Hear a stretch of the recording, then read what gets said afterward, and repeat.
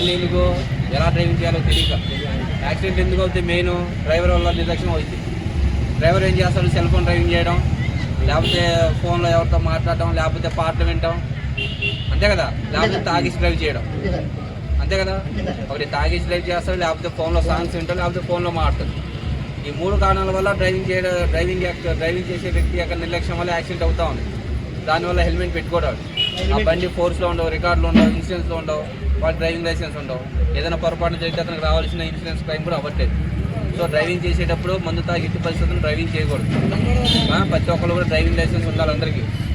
Driving చేసేటప్పుడు ear phones పెట్టుకొని పెట్టుకొని సాంగ్స్ వినకూడదు, ఓకేనా.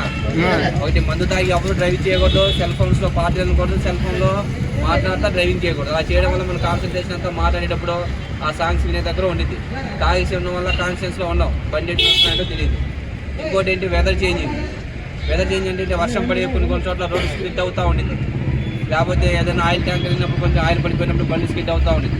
అలా వాతావరణం మార్పులు ఉన్నప్పుడు, వర్షాలు పడినప్పుడు కానీ, ఇప్పుడు ఈ మంచి ఏరియా కదా మనకి, వింటర్ సీజన్ కదా, వింటర్లో చాలా దూరంకి వెళ్తున్న వెహికల్స్ మనకు కనబడినప్పుడు ఏం చేస్తాం? ఫాస్ట్గా వెళ్తాం, సడన్గా టర్నింగ్ దగ్గర ఎక్కడ వెహికల్ కనబడి గుద్దేస్తాం.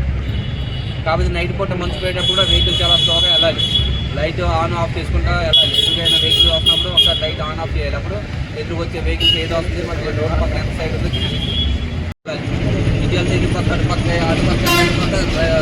సిగ్నల్స్ వేయాలి, వేసి వెళ్ళాలి. అర్థమైందా? ఎలా పడితే అలా మన పిల్లలకి బండ్లు ఇచ్చేస్తున్నారా, 18 సంవత్సరాలు పిల్లలకి ఎవరైనా బండ్లు ఇచ్చారనుకో వాళ్ళ మీద కేసు కట్టాల్సి వస్తుంది. మీరు చాలామంది బండ్లు కొంటున్నారు తక్కువ రేటు కోసం అని చెప్పి ఫైనాన్స్ ఏంటో సెకండ్ హ్యాండ్లో కొంటున్నారు.